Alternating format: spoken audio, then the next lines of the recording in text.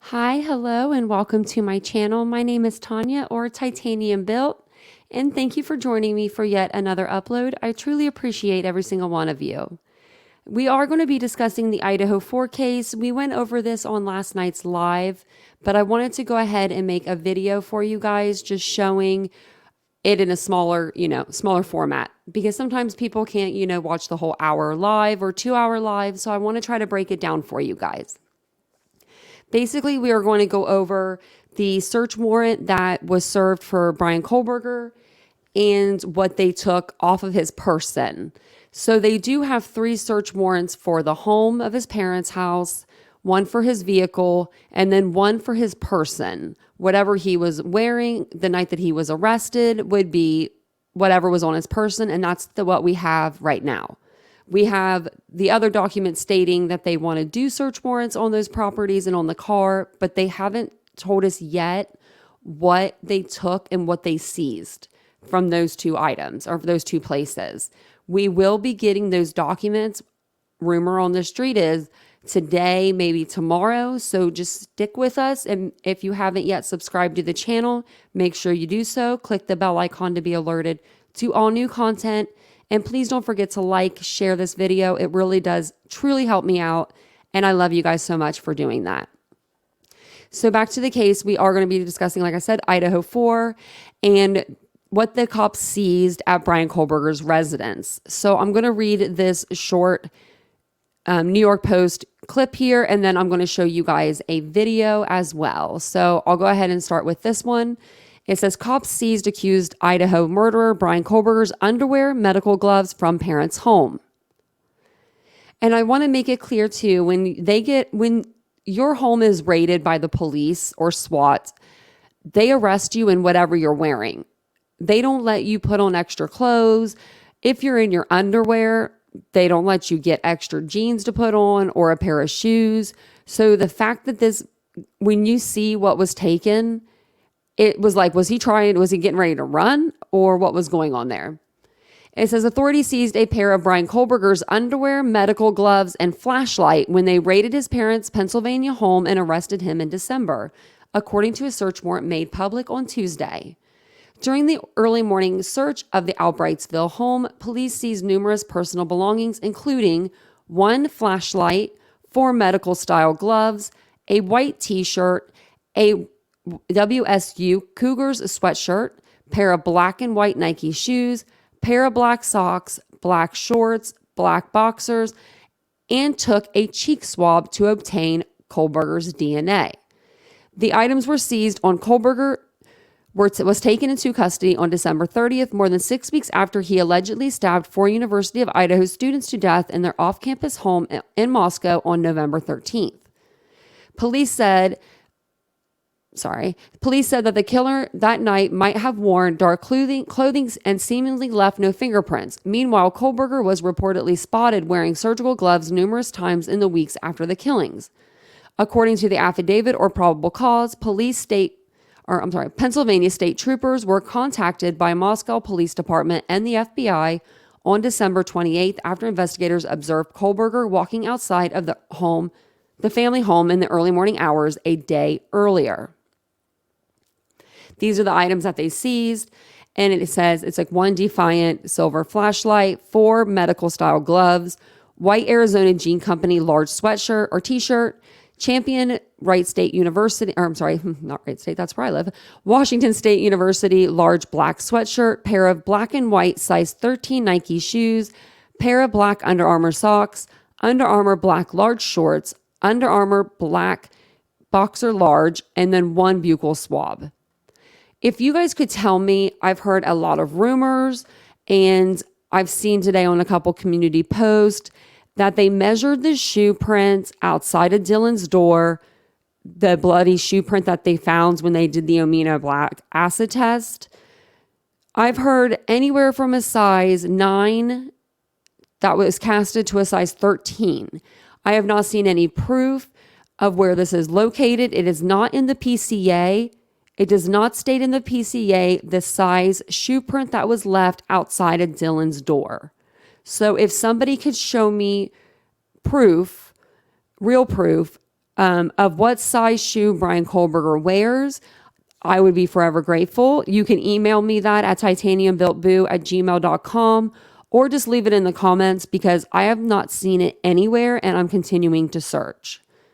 So we'll go ahead and get back into this. It says, Kohberger's car, a white Hyundai, which matched on driving away from the murder scene, was also spotted in the private housing community on December 16th and was at the home when Kohberger was arrested, according to the document.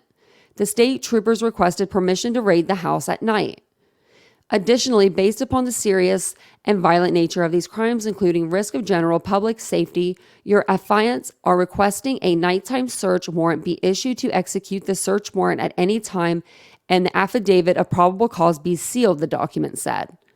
FBI agents have collected trash from the family's home prior to the arrest to link him to DNA they recovered to the scene of the quadruple murder.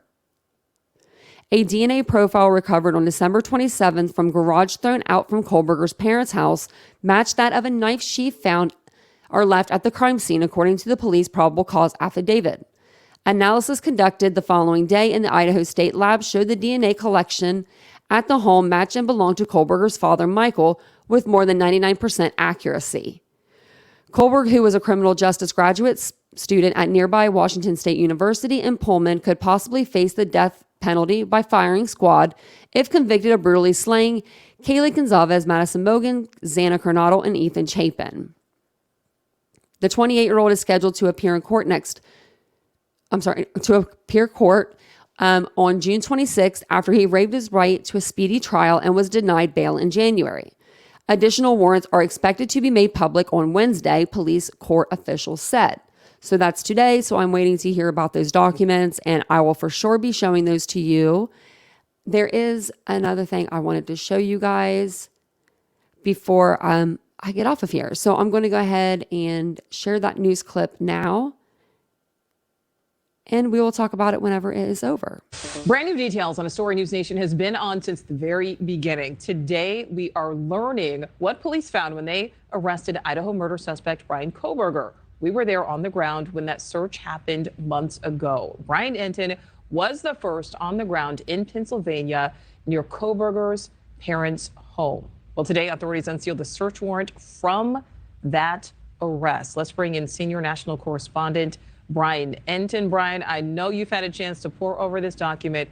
What on this list caught your eye? Yeah, Nicole, so we got a tip a few days ago that this would be unsealed soon. Didn't exactly know that it would happen today while we were here covering the Murdaugh trial, but very interesting that it was unsealed. Basically, this is the search warrant from when police arrested Bryan Kohberger. You remember he was at his parents' home in Pennsylvania when the arrest went down. And in the search warrant, there is a list of the items that they found on his body. And they include shoes, socks, medical-style gloves, which is something that really stood out to me, a jacket, size 13 shoes, and then swabs, which we assume are swabs that were used to take his DNA. You also see their socks, shorts, boxers, basically everything that he was wearing was seized as part of that search warrant when the arrest happened. But what's interesting, Nicole, is we know that they also searched the parents' house in Pennsylvania. You'll remember when I showed up there, we could actually see that the glass was broken from when the police had busted inside. They did not reveal the list of what they took from the home in that unsealed warrant. So whether they got a cell phone or computer or anything like that, we still don't know at this point, Nicole. And we know, Brian, there are supposed to be, or potentially could be, more documents unsealed, right? Yeah, that's the word. And again, there's missing information from what was released today, because in the search warrant, it clearly says that not only did they search Bryan Kohberger's body and get those items that I just read off, like his clothing, but that they also went into the parents' house. But the property list of what was removed from the parents' house has yet to be released. So perhaps that is what is still coming. We're just going to have to wait to find out. Well, Brian, before we let you go, where does the case stand right now? And where does what was revealed in this new document and the more that may be coming impact the case? Yeah, and there's something actually interesting I just remembered that I forgot to tell you, Nicole, about what was in the document. It also talked about the surveillance that was done on Kohberger in detail. This new document that was released today basically said that they had been following him and monitoring him coming and going from his parents' house in Pennsylvania, and also that they were tracking his cell phone at that point. So that is new information that was in the document. And it's interesting we're able to get this stuff from Pennsylvania because there's no gag order in Pennsylvania. Remember, in Idaho, there's the gag order, which is why we're not going to get much more information from Idaho until the preliminary hearing sometime in June, Nicole. Sometime in June. All right. Bryan Enton reporting in South Carolina on the Murdaugh case, but switching gears and giving this update on the Kohberger case tonight. Thank you for that, Bryan. Thank you for watching. Go to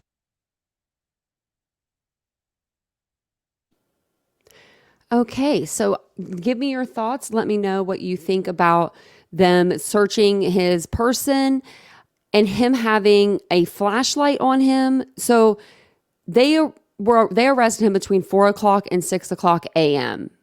They blew the windows in and the door off of the frame pretty much. They went in fast because they wanted to catch him element of surprise. So why did he have 4 latex gloves on him? And he was wearing a lot of clothes and also a pair of shoes. When officers arrest you, they're not going to let you even put on a pair of shoes. They'll walk you out barefoot.